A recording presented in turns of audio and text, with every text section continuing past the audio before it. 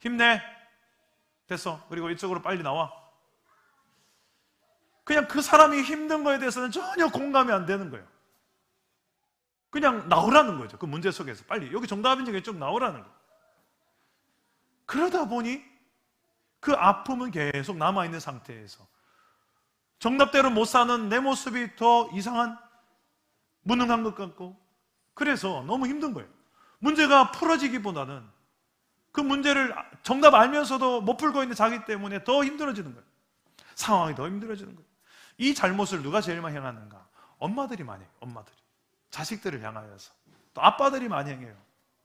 야, 엄마 말 잘 들어. 엄마 말 잘 들어야 돼. 비교, 분석, 비판, 결론, 정답. 오케이? 이거는 네 한 3살짜리 동생도 잘하겠다. 알겠지? 하면서 거의 뭐 쐐기를 박듯이 정답을 이야기하죠.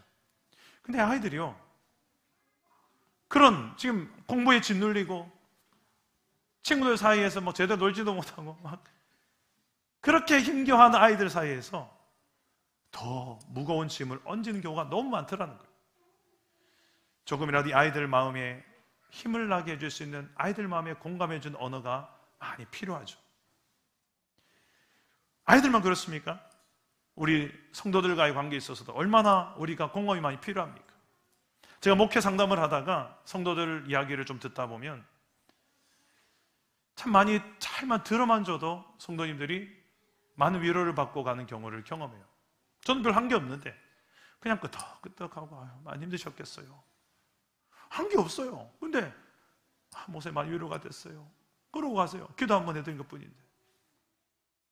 경청하고 공감만 잘해줘도 참 많은 마음의 위로와 해결을 받고 가더라고요. 왜냐하면 본인이 이 정답을 다 알고 있으니까. 문제는 그 정답대로 잘 안 되고 못 살아서 문제지. 때로는 어떤 성도는 이런 분들, 진짜 힘든 분들은요, 이 사람 지금 울고 싶어요. 너무 울고 싶은데 울 수도 없는 상황 속에 있는 성도가 있어요. 그 사람하고 좀 이야기하다 보면 이 사람 이 타이밍 되면 좀 울어야 되는데 울지 않아요. 그러니까 이분이 철면피라서 그런 게 아니고 너무 힘드니까 이거를, 그래서 울 수도 없는 그런 성도님을 만나면요, 제가 듣다가 제가 울어요. 제가 뚝뚝뚝 흘리니까 왜 울어요? 그제서야 울어요. 그래서 제가 보면서 울고 싶어도 울 수조차도 없는 힘겨운 성도들이 이렇게 많구나. 그 세상에 좀 우리 성도들이 좀 서로 이야기 셀모임하면서 들어주고 같이 울어주고 같이 손잡아주고 같이 공감해주는, 이게 필요한 시대가 우리가 살고 있는 시대가 아닐까. 이야기 들어보면요, 여기서 한 명도 힘들지 않은 사람 아무도 없을걸요. 일주일 동안 나 힘들었어요. 솔직히 이것 때문에 힘들었고요, 저것 때문에 힘들었고요, 내 이게 무너져 있고요, 저게 무너져 있고요, 우리 가정 이래서 지옥 같고요, 이래서 힘들고요. 그래요, 다 있어요. 문제는 뭡니까? 아무도 내 말을 들어주려 하지 않아요. 진정한 내 마음과 한마음 돼서 공감해주며 잘 들어주는 사람이 없더라는 거예요. 근데 우리가 믿는 하나님은 참 공감을 잘해주신 하나님입니다. 그래서 느헤미야는 하나님 앞에 어떻게 이런 공감을 잘할 수 있는 느헤미야가 되었는가? 하나님 앞에 기도라는 것을 통해서 하나님의 공감을 배웁니다. 바로 이 기도에 있습니다. 하나님은, 성경에 기록된 하나님은 공감하시는 하나님이십니다. 우리의 연약함에 공감하시는 하나님이십니다. 공감해 주시는 하나님이십니다. 성경, 성부, 성자, 성령, 하나님 모두가, 하나님이 다 공감하시는 하나님으로 소개되어 있어요. 성부 하나님, 탕자가 떠났지만 돌아왔을 때, 누더기가 돌아왔지만 그의 잘못을 책망하지 않고 끌어안아주죠. 잔치를 벌려주죠. 위로의 잔치를 벌려주는 거예요. 바로 정답 이야기하지 않고 먼저 그 힘겨운 마음을 위로해주는 탕부 하나님, 탕자의 아버지 하나님. 예수님 어떻습니까? 히브리서 4장 15절을 보니까 우리에게 대제사장이 있는데 그는 우리의 연약함을 동정 못하는 분 아니다, 공감 못하는 분 아니다. 우리와 똑같은 동일시되기 위해서 육체를 입고 오신 예수님, 그 이유는 우리가 공감하시기 위해서. 그래서 세례도 받고 물세례도 받고 시험도 당하시고 죄는 없지만 우리 죄 대신에 십자가에 죽어주시는 그 예수님. 성령은 어떻습니까? 성령님도 로마서 8장에 보니까 우리가 기도할 바를 알지 못할 때 우리 안에 말할 수 없는 탄식으로 우리를 대신해서 기도해주는, 우리의 입장을 대변해주는 그분이 성령으로 소개돼요. 한마디로 성부, 성자, 성령 다 우리가 믿는 하나님은 공감하시는 하나님이에요. 내 문제를 외면이 아니라 공감하시는 하나님이세요. 여러분, 이 사실을 믿을 수 있기를 바랍니다. 그래서 이 공감하시는 하나님을 만나는 시간, 기도가 중요한 거예요. 느헤미야는 하나님 앞에 나와서 기도로 이 아픔 영혼들을 향한 하나님의 마음을 대변해서 울어요. 울고 기도하고 금식하며 내 아픔인 것처럼. 이 공감력이 우리 교회 공동체 안에 가득하기를 주님의 이름으로 축복합니다. 그냥 단지 어떤 사람의 문제, 연약함만 공감하는 것이 아니라 나아가서 우리는 하나님의 마음에도 공감하는 사람이 되어야 돼요. 느헤미야는 죄에 대한 영역은 공감하지 않습니다. 정확하게 죄에 대한 것들은 하나님 입장에 있어서 잘못으로 인정하는 하나님 입장에서 공감을 해요. 따라서 해봅시다. 하나님 마음에 공감하라. 우리 오늘 말씀 6절과 7절 말씀인데 다 같이 한번 읽어봅시다. 시작. 이제 종이 주의 종들인 이스라엘 자손을 위하여 주야로 기도하오며 우리 이스라엘 자손이 주께 범죄한 죄들을 자복하오니 주는 귀를 기울이시며 눈을 여시사 종의 기도를 들으시옵소서. 나와 내 아버지의 집이 범죄하여 주를 향하여 크게 악을 행하여 주께서 주의 종 모세에게 명령하신 계명과 율례와 규례를 지키지 아니하였나이다. 아멘. 정확하게 느헤미야는 이스라엘이 왜 무너졌는지 그 이유를 하나님 입장에 정확하게 설명하는 거예요. 하나님 앞에 크게 악을 행했기 때문이다. 이 회개하는 과정이 우리가 하나님 편에 서서 공감하는 중요한 첫 통로예요. 내가 죄를 저질러 놓고 그 죄 없는 것처럼 나가는 게 아니에요. 그 죄 때문에 하나님은 그 아들 예수님을 십자가에 죽게까지 하셨습니다. 그 하나님은 오죽하셨으면 아들을 십자가에 내놓으셨겠습니까? 죄는 절대로 하나님 나라 용납할 수 없기 때문입니다. 그 나라가 하나님 나라, 거룩한 공의의 하나님 나라예요. 그래서 하나님을 우리가 하나님 마음에 공감한다는 것은 단지 그냥 따뜻한 하나님, 사랑의 하나님만이 아니라 죄에 대해서는 이렇게 철두철미할 수밖에 없는 거룩의 하나님, 공의의 하나님이심을 우리가 또한 공감할 수 있어야 됩니다. 느헤미야는 그런 마음이 있었어요. 그래서 이런 회개 기도를, 민족의 죄를 가지고 하나님 앞에 회개하며 기도할 수가 있었던 것입니다.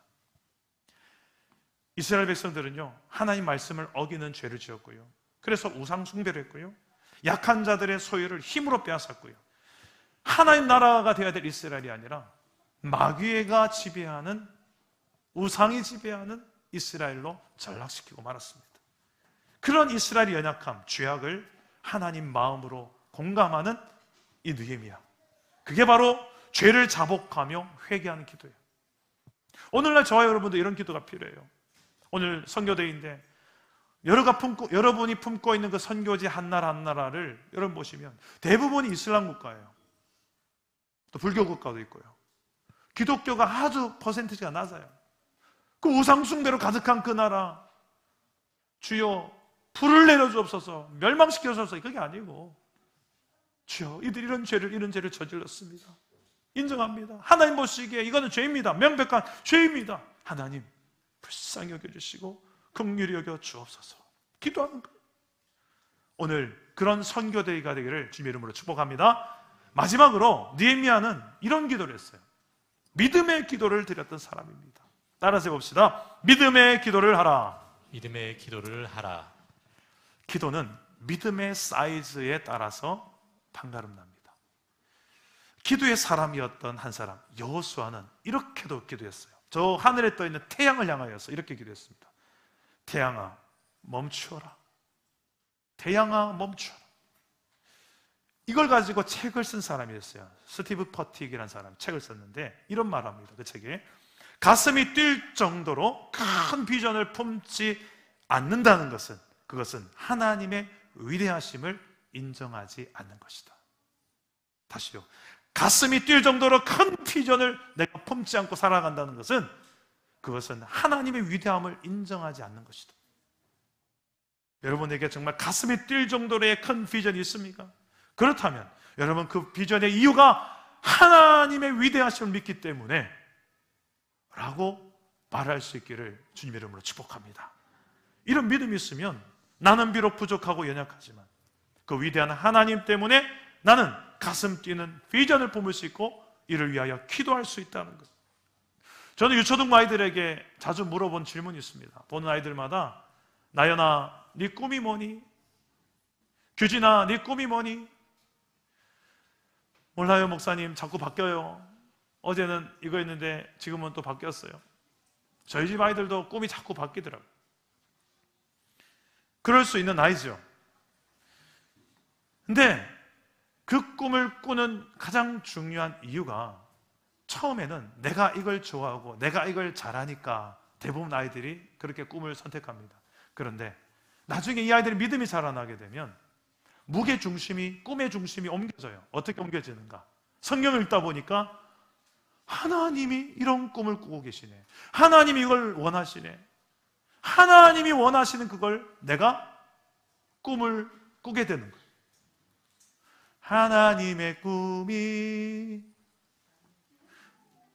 뭐야 다음이? 나의 비전이 되고, 이게 그거예요.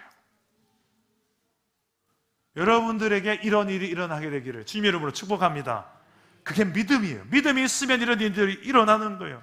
느헤미야는 이런 믿음을 가지고 크신 하나님을 바라보며 기도합니다. 우리 한번 5절 말씀을 다 같이 한번 읽어보겠습니다. 5절입니다.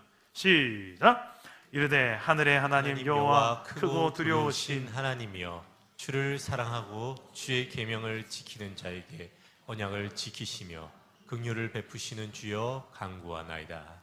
아멘. 자, 구체적으로 이 느헤미야는 어떤 것을 믿음으로 기도했는가? 하나님의 약속의 말씀을 믿고 기도했었어요. 하나님의 말씀에 어떤 말씀들을 믿었길래? 우리 오늘 말씀 8절과 9절입니다. 함께 읽어보겠습니다. 8절과 9절 시작.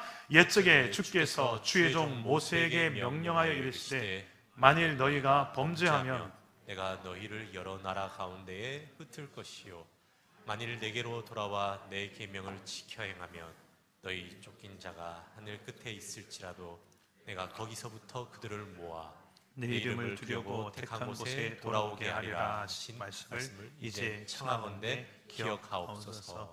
자, 그가 이렇게 기도할 수 있었던 이유, 이 말씀이 구약에 기록되어 있었던 약속의 말씀이기 때문이에요. 어디에 기록되어 있을까요? 신명기 30장에 기록되어 있습니다. 우리 한번 이것도 한번 화면에 보시고 보겠습니다. 시작. 너와 내 자손이 내 하나님 여호와께로 돌아와 내가 오늘 내게 명령한 것을 온전히 따라 마음을 다하고 뜻을 다하여 여호와의 말씀을 청종하며 내 하나님 여호와께서 마음을 돌이키시고 너를 긍휼히 여기사 포로에서 돌아오게 하시되 내 하나님 여호와께서 흩으신 그 모든 백성 중에서 너를 모으시리니 내 쫓겨간 자들이 하늘가에 있을지라도 내 하나님 여호와께서 거기서 너를 모으실 것이며 거기서부터 너를 이끄실 것이라. 아멘. 자, 이 말씀 그대로 지금 느헤미야가 붙들고 기도하는 거죠. 네가 쫓겨간 자들이 하늘에 가 있더라도 하나님께서 거기서 너를 여기 인도해 올 것이다. 네가 다시 여호와께로 돌이키면, 그리고 그의 말씀대로 주의 영을 다시 살기 시작하면 하나님께서 너를 이렇게 돌아오게 할 것이다. 이 약속을 그는 붙들고 기도하는 거예요. 나아가서 그는 신명기 30장 5절 말씀도 그는 붙들고 기도하는 거예요. 5절 말씀 어떤 말씀인지 보십시오. 함께 읽어봅시다. 시작. 내 하나님 여호와께서 너를 내 조상들이 차지한 땅으로 돌아오게 하사 내게 다시 그것을 차지하게 하실 것이며 여호와께서 또 내게 선을 행하사 너를 내 조상들보다 더 번성하게 하실 것이며. 야, 여러분 여기는 다시 돌아와 조상들보다 더 번성하게 하실 것이다. 이 말씀이 딱 붙어 있는데 느헤미야는 그대로 하나님 앞에 이것을 구합니다. 어떻게 해요? 11절이 그거예요. 우리 한번 읽어봅시다. 11절 읽겠습니다. 시작. 주여 구하오니 귀를 기울이사 종의 기도와 주의 이름을 경외하기를 기뻐하는 종들의 기도를 들으시고 오늘 종이 형통하여 이 사람들 앞에서 은혜를 입게 하옵소서 하였나니 그때 내가 왕의 술관원이 되었느니라. 아멘. 여러분 따라서 봅시다. 주여 형통하게 하옵소서. 주여 형통하게 하옵소서. 주여 은혜를 입게 하옵소서. 주여 은혜를 입게 하옵소서. 이게 느헤미야의 마지막 기도예요. 이 또한 약속을 붙든 믿음의 기도였어요. 하나님 성경에 이렇게 약속을 붙들고 기도한 거예요. 그때에 내가 왕의 술관원이 되었느니라. 이 술관원은 술 잘 마시는 사람이 아닙니다. 고대사의 왕을 죽이려고 왕이 마시는 술에 독약을 탄 경우가 많았었어요. 그래서 그 술을 먼저 독이 들었는지 안 들었는지를 테스트해보는 사람, 그리고 이상 없으면 이상무 하고 왕이시여 드셔도 됩니다 하는 사람, 이 사람은 왕의 생명이 걸렸으니까 왕이 가장 믿을 만한 신하 중에 사람을 세웠습니다. 그 신뢰를 받았던 사람이 바로 느헤미야였어요. 바로 대통령 비서실장과 같은 사람이에요. 중요한 것은 단지 세상에 출세했다, 이게 형통의 의미가 아니에요. 성경이 말한 참된 형통의 의미는 딱 이거 두 가지입니다. 하나님이 함께 하시는 형통, 두 번째는 나 때문에 남이 잘 되게 하는 형통이에요. 이게 바로 하나님의 나라의 원리입니다. 사랑하니까 이게 이루어지는 거예요. 저는 우리 사랑 담은 교회가 느헤미야와 같은 형통의 사람들이 많아지기를 축복합니다. 기도의 사람이 되어서 하나님의 마음에 공감할 줄 알고 사람들의 아픔에도 공감할 줄 아는 기도의 사람이 되기를 축복합니다. 믿음의 사람이 되어서 기록된 말씀 한 구절 한 구절 모두 다 믿음으로 순종하여 형통의 복을 누리는, 나 때문에 남이 잘 되는, 나 때문에 하나님 나라가 내 삶에 이루어지는 저와 여러분의 삶이 되기를 축복합니다. 그런 공감의 기도, 믿음의 기도로 이 땅에 무너진 것들과 우리 삶에 무너진 것들을 하나님의 통치하시는 그 하나님의 나라로 재건축하는, 리빌드하는 이 시대의 느헤미야 저와 여러분 되기를 축복합니다. 특별히 오늘 선교데이 주일인데 우리가 선교지에 여러 무너진 상황들이 잠시 후에 보일 거예요. 그것을 품고 함께 기도하여 선교를 위하여 하나님 우리에게 복을 주소서. 이근준 목사에게 사랑 담은 게 시작하기 전에 확실한 이 약속을 하셨거든요. 하나님께서 창세기 12장 말씀으로 너를 복이 되게 할 것이다. 모든 민족이 너를 통하여 복을 받을 것이다. 어떻게 그렇게 되나 안 되나 봐라 하고 저에게 확실한 약속 주셨어요. 저는 그 아멘하고 시작할 수 있었던 게 사랑 담은 교회였고요. 좀 무리가 될지라도 셀 수만큼 우리는 협력 선교하겠습니다.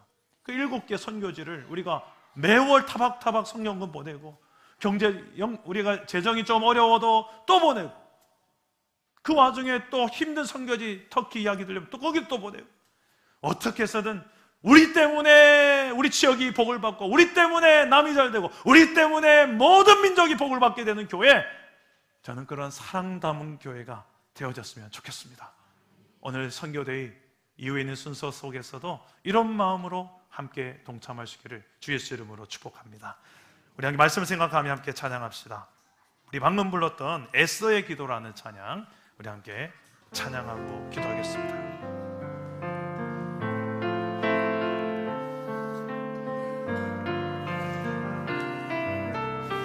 두 손을 모아 무릎을 꿇고, 두 손을 모아 무릎을 꿇고 이 시간 나아갑니다. 두 눈을 감고 간절한 담아 주님만 바라봅니다. 나의 맘 나의 뜻 주님이 아시오니 나의 기도 들으소서. 이 나라 이 민족 주님께 맡기오니 우리 기도 들으소서. 나의 맘 나의 뜻 나의 맘 나의 뜻 주님이 아시오니 나의 기도